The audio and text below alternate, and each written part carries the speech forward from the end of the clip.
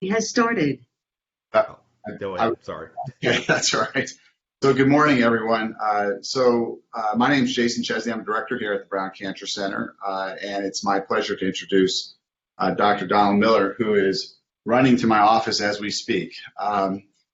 So Dr. Miller received his MD and PhD degrees from Duke University back in the 70s, and then trained in both medicine and oncology at the Brigham, and then the National Cancer Institute. He very quickly, at a very young age, became the division chief of hematology and oncology at the University of Michigan, and then became deputy director of one of the early, most comprehensive cancer centers in the country, UAB's Cancer Center. And he rose to prominence with multiple high-impact cancer research and care articles, and was really well sought after throughout the country in the 1990s to come and develop a new cancer program. We were lucky here at the University of Louisville to recruit him in 1999. And he became the director of the Brown Cancer Center and then also the associate vice president for health affairs. And so that's 1999. Well, 2 years later, as a fellow in immunology at Cornell and Sloan Kettering, Dr. Miller invited me to speak here on an area that I was working on. And when I got here, coming from New York Hospital, Cornell, and Sloan Kettering, I was pretty shocked by what I saw. I mean, there was one investigator who was funded with an R01, a National Cancer Institute R01 grant. The Cancer Center itself had 4 chairs for infusion and 2 beds. There were holes in the walls. The center was only about, I think, 12 or 13 years old at that time, but it had not been maintained. They had a cockroach problem, and the list goes on. There was a handful of clinical trials open. They used to track them with a box with informed consent forms. There was virtually no training in oncology or cancer research. And I would say, I think most importantly, the death rate from cancer in Kentucky was on the rise. It was going up year over year. And so that was the setting that Dr. Miller got recruited in from. Remember, he was coming from the University of Michigan, Duke University, the National Cancer Institute. And so after 20 years of his leadership, we now have a cancer center in Louisville that we all can be proud of. We've got over $10 million in annual research funding. We have a state-of-the-art clinical care facility with 64 infusion chairs and beds. Procedure rooms, you name it, it's here. PET imaging, state-of-the-art radiotherapy services. We've gotten recognition from the Commission on Cancer FACT, ACR, even our top commercial payer Anthem as a top center of excellence. And all these statistics and accreditations are great to assign to Dr. Miller, but let me tell you something that's more important. Since 1999, we've observed a 26% drop in the cancer death rate in Kentucky. And I believe this never would have happened weren't it for Dr. Miller's leadership at the University of Louisville and the Brown Cancer Center. And he just arrived in my office, and we may need to call a code because he ran over from the CTRV. But today, Dr. Miller has an active cancer drug development program and, as always, a very active melanoma clinic. Working with Hiram Polk and Kelly McMasters, Dr. Miller developed one of the top 10 melanoma programs in the country. We have patients who have melanoma coming here from Minnesota, Colorado, Florida. We are considered one of the top 10 in the country. And today we're going to have him share his experiences with the transition of melanoma from really what was a dreaded terminal cancer. It wasn't just dreaded by the patients who got it. It was dreaded by the doctors who had to take care of them. That's how bad it was. The median overall survival when I was giving my talk here back in 2001 was about 8 months. And that's how quickly it took people. And that didn't change for about, I think, 15 years. And you're going to hear more about that in a moment from Dr. Miller. It's now really a chronic illness. And so while bear with me, we're going to give him a second to catch his breath. And I'm going to flip this computer around so that we can have a nice discussion with Dr. Miller, and he can operate the slide deck as well. Okay, Jason, I'm going to share my screen. You're muted, but I'm going to share my screen with an application window, which is Dr. Miller's. Okay. And you're going to tell me if it's up. Okay. Yes, it is. And then what I'm going to do, and then back there, I do this all the time. Can you hear us, Jason? Yes, I can. Fantastic. And I'm going to give Dr. Miller control of the monitor now. And what you're going to do is use this forward button right there. Perfect. We'll see how you may have to actually use the mouse now that I think about it. Because you don't want to go on, what happened, I think, was you went to full screen, yep, and that kills it with Bluetooth. Okay. So use this for that. Okay, got it. Okay. So first of all, you're not on video, by the way. It's just your screen. Thanks, Jason. Thank you, Dr. Miller. Sorry about all that.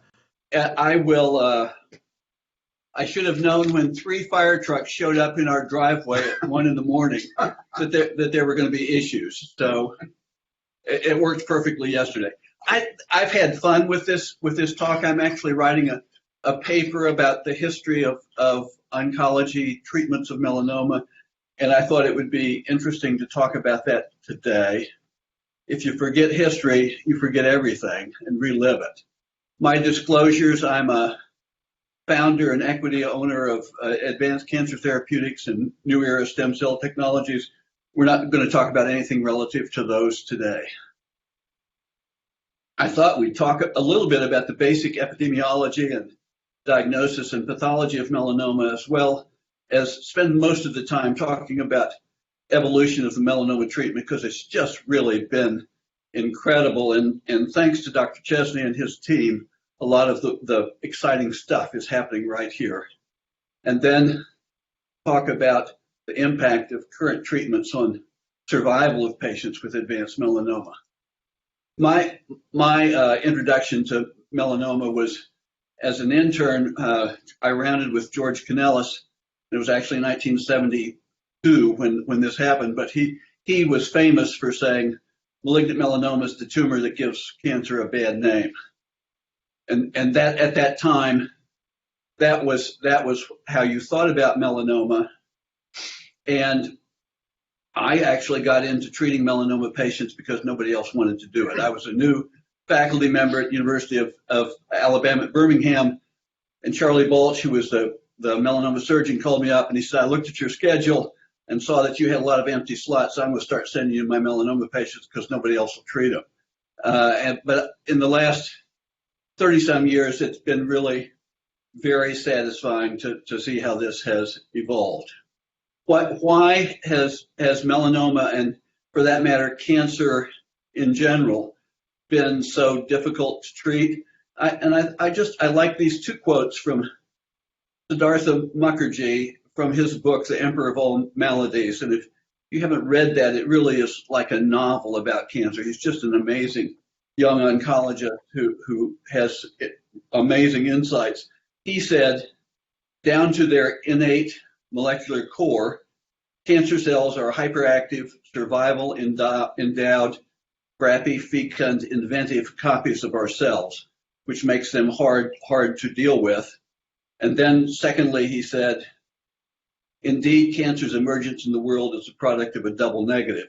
It becomes common only when all other killers themselves have been killed. And that just reflects the fact that cancer is a young disease if you think about the whole span of human evolution. Oncology is a young subspecialty, and it really is amazing to think about how quickly we've developed. Oncology divisions first appeared in departments of medicine in the early 70s, and in fact, when I went to medical school at Duke, there was no division of oncology, only hematologists. Prior to that time, most solid tumors were considered untreatable and were only occasionally treated with chemotherapy by hematologists.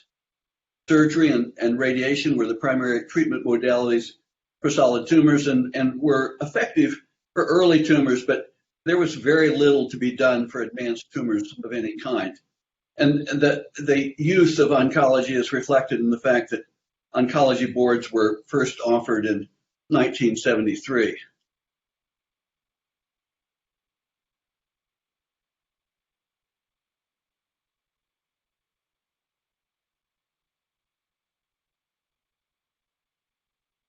And if you look at the history of oncology, there have been a number of amazing things that have happened, and it's easy to forget how far we've come.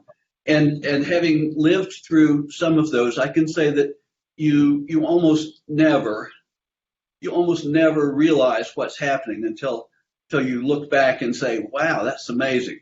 Chemotherapy for childhood ALL went from a 5%, 8% 5-year survival to an 85% over a few years in the 60s. Chemotherapy for Hodgkin's disease, and we don't think of Hodgkin's disease as being a big killer now, but the 5-year survival went from 5% to 90% during the mid to late 70s. Just an incredible response. Platinum-based chemotherapy of testicular 5-year survival from 15 to 85%. That was in the 80s.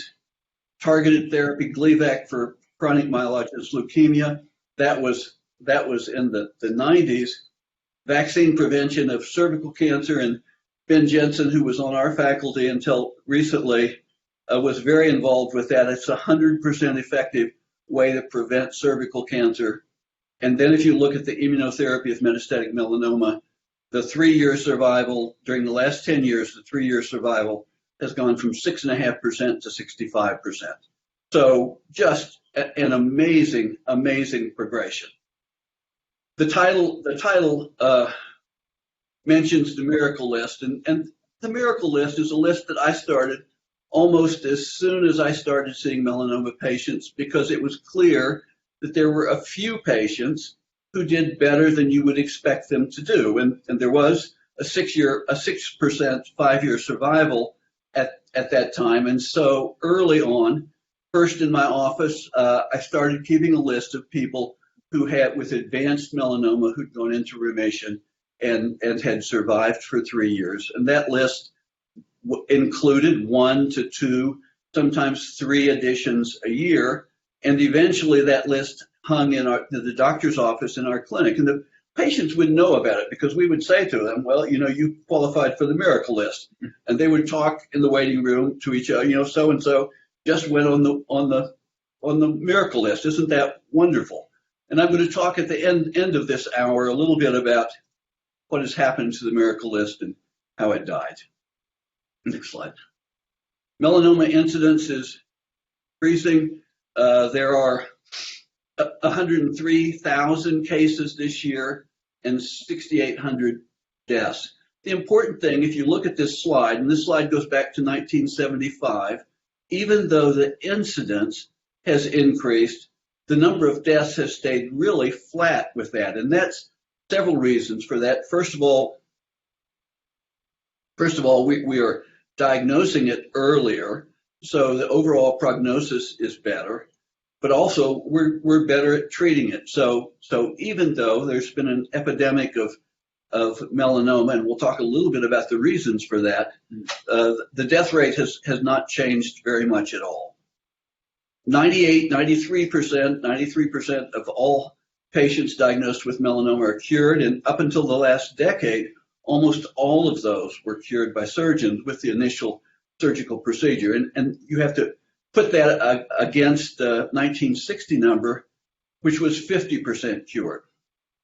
The majority, as I said, are cured by their initial surgical procedure, and historically only 5 to 7% of patients with metastatic melanoma have been cured. So it has been a deadly disease and was a tumor with a very, very bad reputation. And again, this graph just shows, compared to other tumors, the relative survival of melanoma patients is quite good. And you can see in the next to the most far right is melanoma, and the numbers, the survival rate has gone up a bit from 1975 to 2008, which is on the right hand. That will go up significantly with the continuing impact of immunotherapy. So overall, melanoma is not as common as breast cancer and some other tumors, and the survival is quite good, but the severity of metastatic disease until recently has been quite severe. Melanoma is a disease of older people, and if you look at this graph, the bar graph, show the average number of new cases per year, and you can see that peaks in the 70 to 75 range, blue being men, pink being women.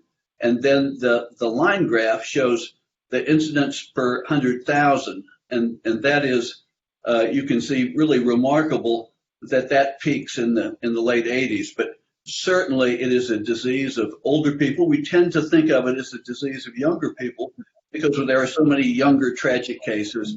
But certainly it is a disease which occurs most commonly in older patients. And that makes immunotherapy even more important because in contrast to the chemotherapy that we used earlier, immunotherapy can be given to people, and I think we've given it to people in their mid to late 90s. The next slide just shows the worldwide distribution, and you can see that this reflects both sun exposure because it is more common in areas near the equator where there are lightly pigmented people, but skin pigmentation is as important as anything, and the real epicenters of melanoma, the highest incidence is in Australia and New Zealand, and they have developed, interestingly, very effective programs for sun exposure management. Next slide. If you look at the facts about melanoma, average age at diagnosis, 65 years. We've said that the lifetime risk of melanoma is 1 in 38, 2.6% for Caucasians, and that compares to 1 in 8 or 1 in 10 for breast cancer, lung cancer. So it's not as common as those tumors. It's much less common in African Americans and Hispanics as well. 50% more common in women, and I actually didn't know this until recently, more common in women under 50 years old. So it's one of the most common tumors in young women, and tanning bed use, which is a horrible thing. Tanning bed use increases the risk of melanoma by at least 75%. Sun exposure plays an important role. Geographic differences we've mentioned. Direct relationship between skin pigmentation and melanoma incidence. Our classic patient, the patient we've just always talked about as our poster child, is somebody who's blonde, blue-eyed, freckled with lots of, who was a lifeguard as a teenager. There's a distinction between, and this is important, between recreational and occupational sun exposure. Farmers and or fishermen are somewhat protected by chronic tans and have a slightly lower incidence of melanoma, and there are gender differences in the anatomic distribution. There's a distinction between early and late sun exposure, and sun exposure in the younger than 25-year-old children, young people, tends to be more high risk than later sun exposure. Tanning bed exposure is sun exposure on steroids, and those people who are very heavy tanning bed users tend to have a markedly increased risk of melanoma. And this is just a series of pictures that are off the internet of how melanoma presents. And it's very risky to look at a melanoma as an internist or as an oncologist and say, don't worry about that. So we have a very low threshold for telling somebody that they need to see a dermatologist and have lesions that look like these biopsied and subsequently removed. And the one example of that was I had this is now 20 years ago, a very nice young secretary, blonde woman, light complected, who came to me and said, well, look at this thing on my leg. And I looked at this little thing on her leg that just didn't look like anything.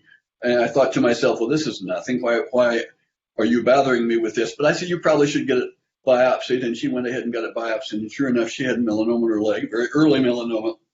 And she's done fine over the intervening year. Next slide. It's always important to remember the less common presentation of melanoma. Subungual melanomas are often missed and treated as infections for 6 months, 8 months, 10 months. Melanomas on the soles and palms are harder to diagnose. Nasal melanomas often are diagnosed as nasal polyps for a long period of time, and choroidal melanomas, until they become relatively large, are difficult to diagnose. This is becoming more important because until recently, mucosal melanomas and choroidal melanomas were essentially untreatable, but we're now seeing excellent responses of these melanomas in some patients, at least, with the new immunotherapies. So this is Melanoma 101, and this is an old slide, but this slide makes the point that thickness is one of the most important predictive factors in melanoma, and this is a slide that relates the 10-year mortality rate to the thickness of melanoma, and this is actually a slide about the biology of melanoma, and although the mortality rate is less now for high-risk melanomas, the principles are the same, and the two questions to ask whenever you see a melanoma are how thick is it, and are there lymph nodes involved? And so, and Dr. McMasters and his team has made a very nice online free program that can take the thickness of the melanoma, ulceration of the melanoma, and the lymph node positivity or negativity, and give you a percentage risk of having a recurrence and a percentage risk of dying of melanoma. That's been very, very helpful, but it all comes down to this slide. And this slide just shows the dramatically high risk of a 10 millimeter thick melanoma, and certainly reflects the fact that these melanomas that are diagnosed at a later time and at a thicker depth are much more high risk than those superficial melanomas. And this is a version of my presentation that's a couple days old. So I had a slide about Breslow thickness and Clark's level. They were developed in the 70s, one by Walter Clark at I think at Harvard, and Breslow was at Washington University, but they are just measures of the thickness. And on the left is Breslow thickness, and again, it says the same thing. The prognosis is much worse, and the survival is much worse for those thick melanomas. And if you look at the greater than 8 millimeter melanomas, the 10-year survival is in the 25 to 30% range. Clark's level, which is a similar measurement, but just slightly different in terms of the level of invasion, is exactly the same. The more advanced the melanoma, the thicker the melanoma, the more likely that you'll die of it. And similarly, if you look at metastatic disease, the prognosis is significantly worse for those people who have visceral as compared to non-visceral metastases, shown on the left, and the number of sites, those people who have one site of metastasis do significantly better than those of 3 sites, although, and these are older numbers, although even the people with one site of metastasis don't do so well. And so the people with metastatic disease who made it to the miracle list were those people who had cutaneous metastases that were resected, or who had single lymph node metastases, which could be resected.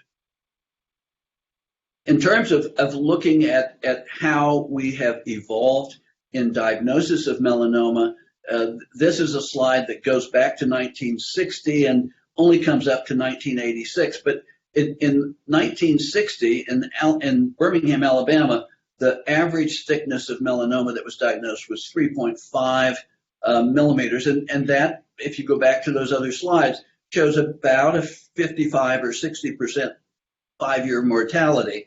And that, you can see, has come down really significantly. And in 1986, it was about 0.9 millimeters thick. Now it's about 0.6 millimeter thick. So as we've gotten better, and this is something that internists have done and public education has done, because many of our melanomas are actually diagnosed by spouses, people are recognizing much more quickly the risk of these lesions that change. It's estimated that about half of melanoma is preventable. The strongest correlation with sun exposure is 5 blistering sunburns before age 25. everybody should use sunscreen, avoid midday sun, and avoid tanning booths. This is now becoming generally known. It's taught in schools. And I think one of the great things that has happened in public health in this country has been that people have begun to recognize the risk of sunburns and to a large extent of tanning booth exposure. And many of the tanning booth companies now are switching their main emphasis to spray tans, which are obviously safer than the actual tanning booth. Sun exposure and management in small children is very important, and you should have grandchildren or children. You should be very careful to avoid having them be sunburned.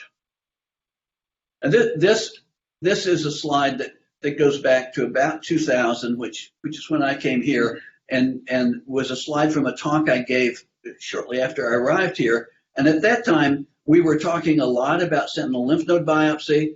We were talking about the development of effective biochemotherapy regimens, which combined chemotherapy agents with immunotherapy agents at that time. And they seem very archaic now, but at that time they were really pretty remarkable.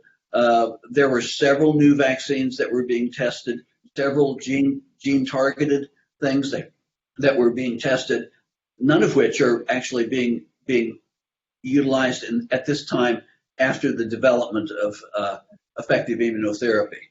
Another thing that was very important was the establishment of criteria to define people who might benefit from adjuvant therapy. That is, those people who are at high risk. And because of all of the data reflecting the risk factors that go into melanoma, it is an ideal candidate for adjuvant therapy, but suffered from the absence of effective treatment. So in order to have an effective adjuvant treatment, you have to have an effective treatment for advanced disease. We didn't have that at that time.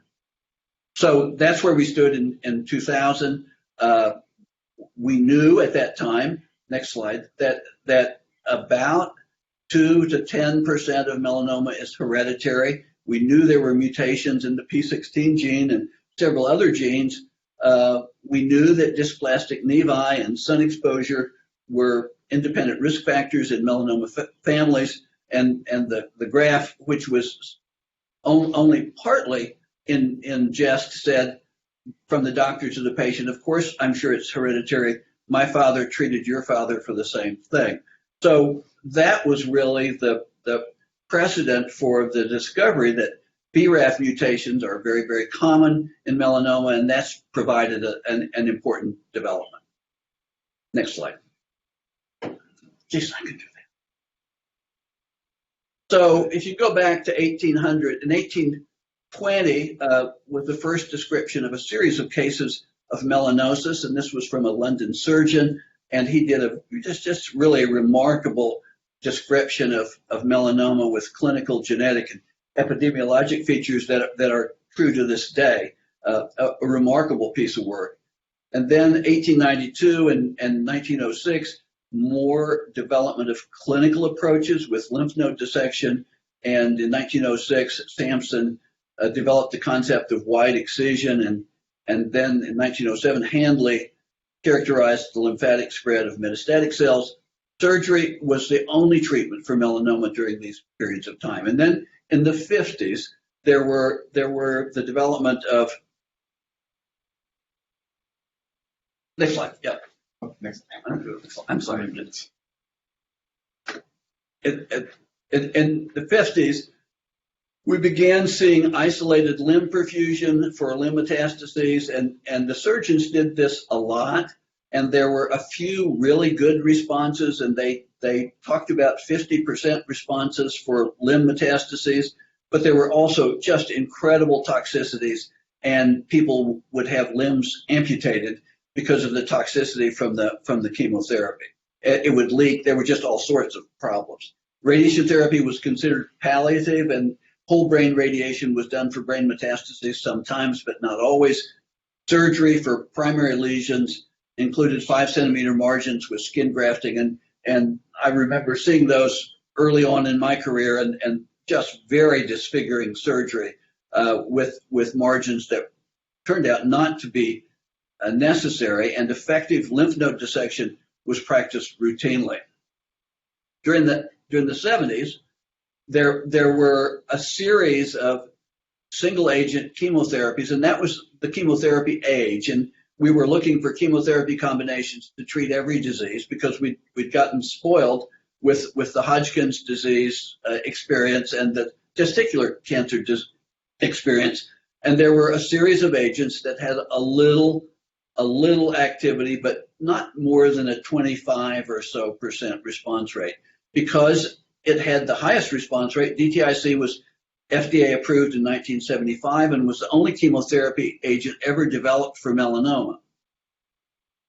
Later, then through the 80s, there were several immunotherapy agents that were developed. Alpha interferon was actually the second recombinant protein after insulin that was used clinically. But before it was cloned, it was isolated from collected white cells, and the American Cancer Society one year spent half its budget to buy white cell collections, to perform white cell collections, and then isolate alpha interferon. And because of that, there was a young minister in the deep South, I think in Mississippi, who went to the NIH with advanced melanoma, got this interferon that was non-recombinant, was cured, and went all through the South telling people they needed interferon to cure their melanoma, and that really helped popularize early immunotherapy. Interleukin-2 was slightly less active, but had a higher long-term survival rate. BCG and C-Parvum were used, had been used actually for quite a while, and had only really modest activity. High-dose IL-2 therapy was developed during the 80s and had a 16% response rate. Steve Rosenberg at the NCI likes to say that he's cured melanoma 5 times, and I think has actually claimed to do that 5 times, but he was the one who popularized high-dose IL-2 therapy, and it's a very, very intensive therapy, but for the first time we began seeing complete remissions, and those complete remissions, half of them were alive at 7 years. The median duration of response was 9 months, and so we began to see long-term responses for the first time. We weren't seeing those with the chemotherapy drugs. Those people who did respond would relapse very quickly, and there were no complete remissions with that. Demozolomide was developed in the late 90s and early 2000s. Demozolomide is a DTIC derivative that's orally available and much less toxic, but equally effective against metastatic melanoma. And it very quickly replaced DTIC as the drug for both melanoma, and it's now used primarily for treatment of glioblastoma. A very good advance. It was also really quite expensive. There were some clinical observations during the 50s and 60s that suggested there was an immune role in melanoma. And these had actually been around for a long time and had been commented on. There's an unexpectedly high rate of spontaneous regression in melanoma that suggests an immune response. There's evidence of melanoma regression by recipients of blood transfusions, occasional successes by therapeutic cross-transplantation of tumors with sensitized leukocytes, very variable rate of disease progression. Vitiligo is an interesting observation. It reflects an effective immune system, and patients with vitiligo do actually much better.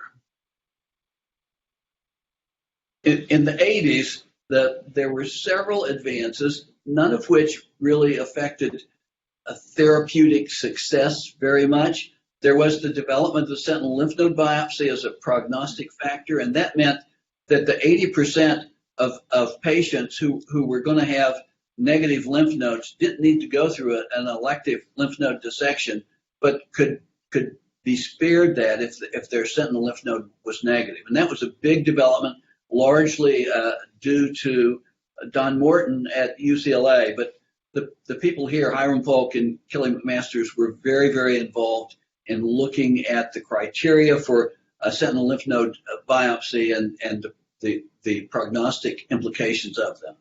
Recombinant alpha interferon became available and was approved in 1995 for adjuvant treatment of melanoma, and that was a modest advance. We used it for advanced disease as well, but it was not particularly effective. Highdose interleukin-2 was FDA approved in 1998, and that was important because it was an effective treatment, but it also allowed the NCI people and Dr. Rosenberg to begin expanding tumor-invasive lymphocytes, which has led to a number of cellular therapies, including TIL treatment, which we're studying here. The adjuvant treatment was an interesting thing, and much of the industry of melanoma and much of the cooperative group efforts were invested in studying high risk resected disease treated for a year of high dose interferon, which is a very toxic treatment.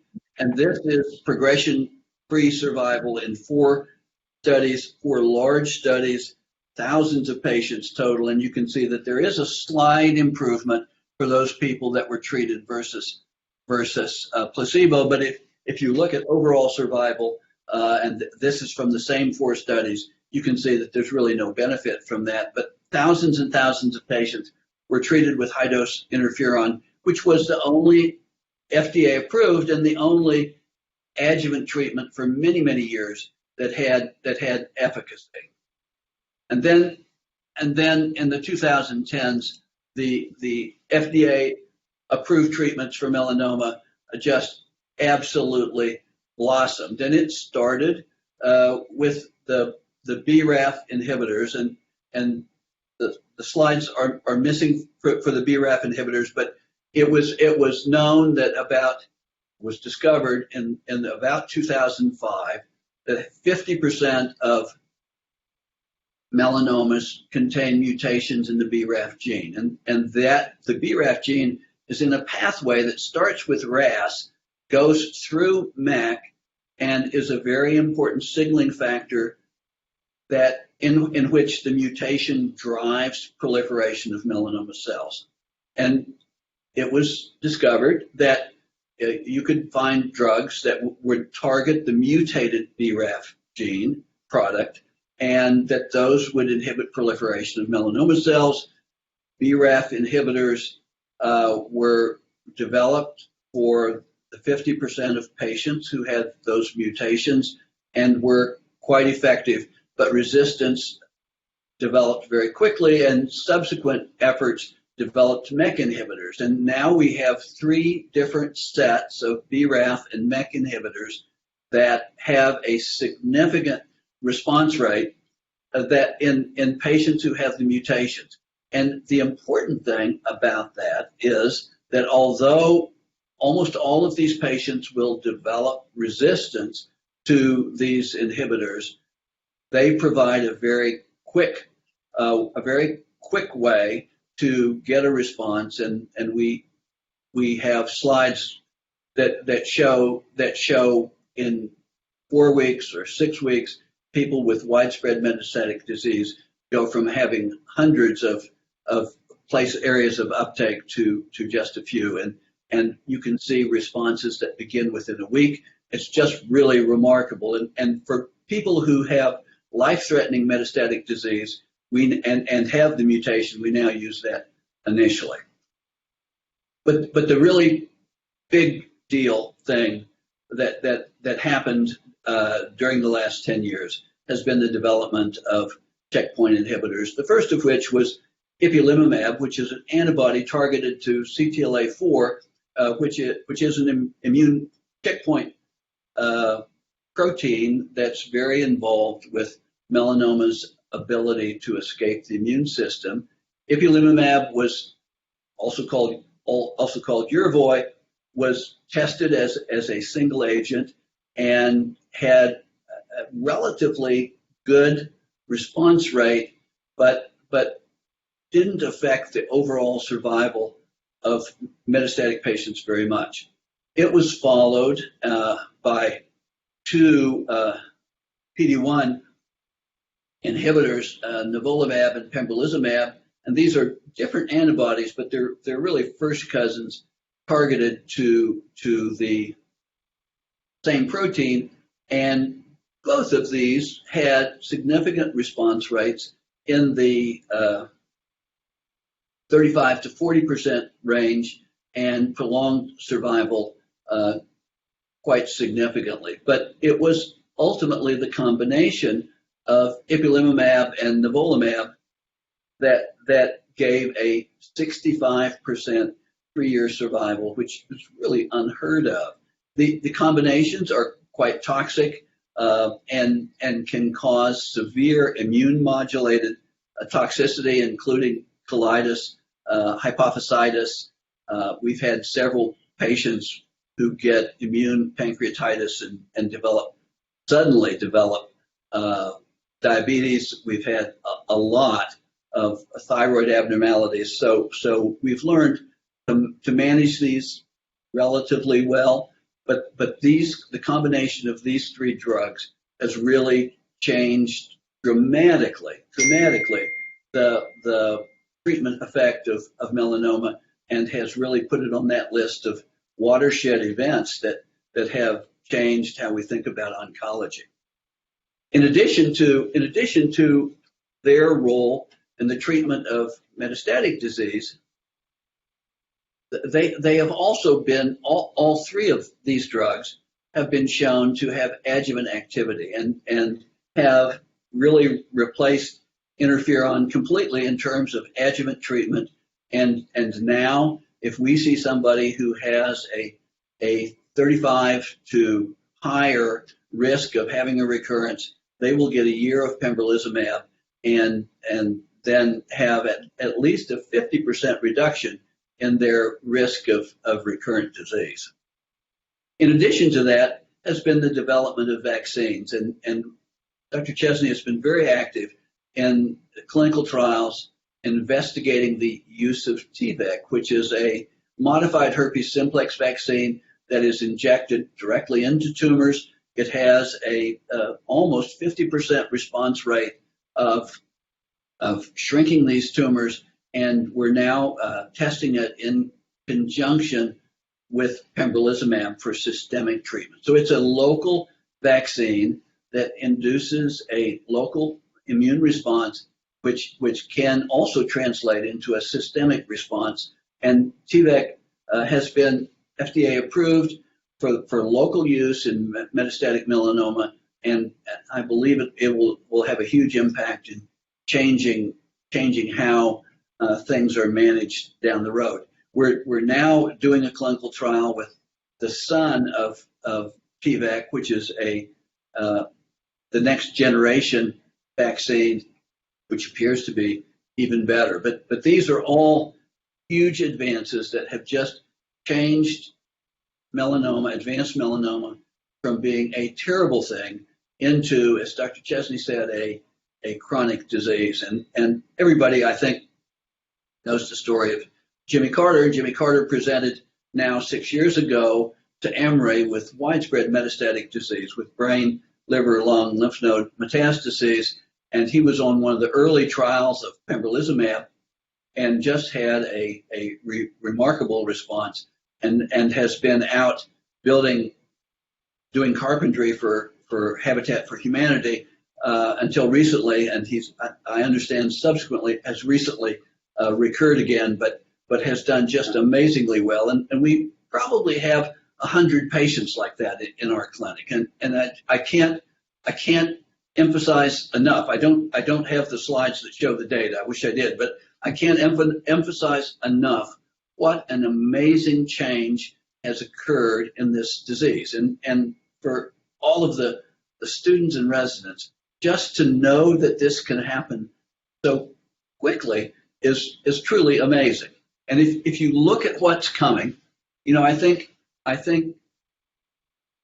we're not done. We're not done needing new treatments for melanoma, and I think that there will continue to be developments in cell-based therapies. We've been very involved with TIL therapy here and have seen some excellent responses. I think that will become more sophisticated.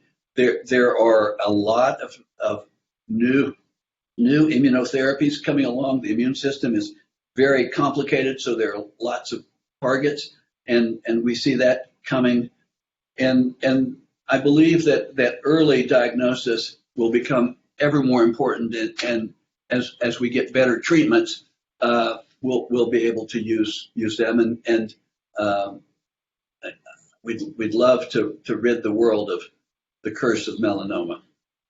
So in conclusion, melanoma treatment has dramatically improved over the last decade, but the treatment advances have been accompanied by significant toxicity. This has allowed us to develop more effective adjuvant approaches, which are very important for that large population that we know has a high risk of recurrence.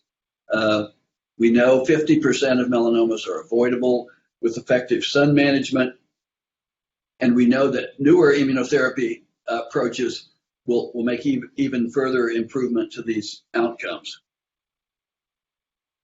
I like never to give a clinical talk without recognizing the people who are the true heroes in this story. And I'd like, again, and this is a lengthy quote, but I'd like to quote Dr. Mukherjee because I think this is really, really appropriate. And he is an oncologist. The story of cancer isn't the story of the doctors who struggle and survive. It is the story of patients who struggle and survive, moving from one phase of illness to another. Resilience, inventiveness, and survivorship, qualities often ascribed to great physicians, are reflected qualities emanating first from those who struggle with illness and only then mirrored by those who treat them. If the history of medicine is told through the stories of doctors, it is because their contributions stand in place of the more substantive heroism of their patients. And I just think we owe everything to our patients who are willing to go on clinical trials and at no great benefit to themselves often.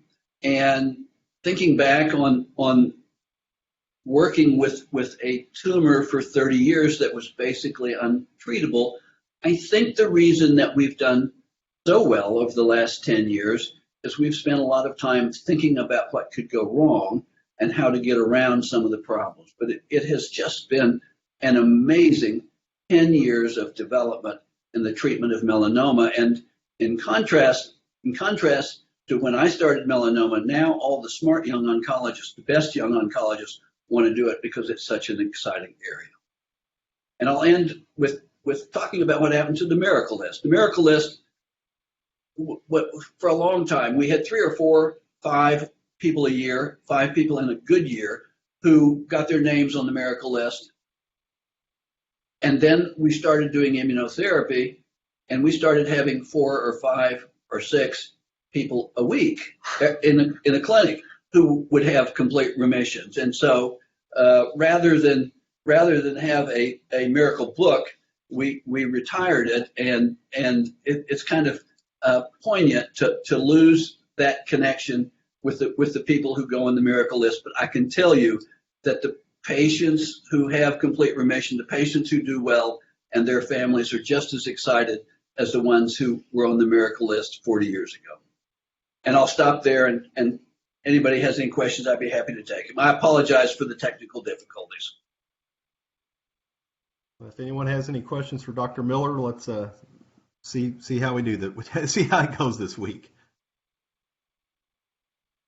You can just unmute your microphone there at the top, everyone at the top, if you want to ask Dr. Miller a question. Jason, I'll just start off by asking, and you heard me introduce Dr. Miller and state what I view as a fact, which is that the 25% reduction in cancer-related deaths in Kentucky, and frankly, it's a little bit about the same in the entire United States, came about from all the work that's done at academic cancer centers. And a question I have for Dr. Miller is, given the activity of these immunotherapies that we observed in melanoma and now are observing in lung cancer, head and neck cancer, renal cell carcinoma, the list just goes on. It's 20 different indications.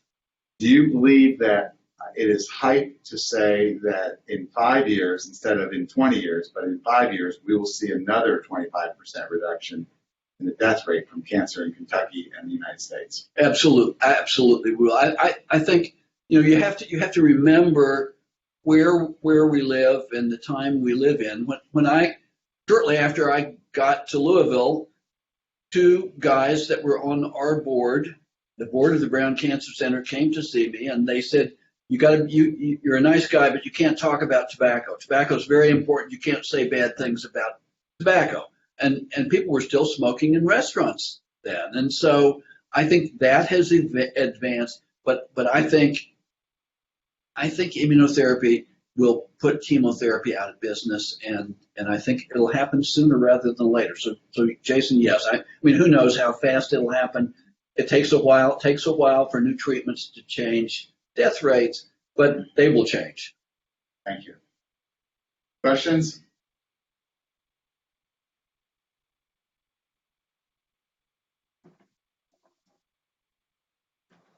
Okay, so it sounds like, Jason, is there a way for anyone to raise their hand for questions with blue jeans, or is it?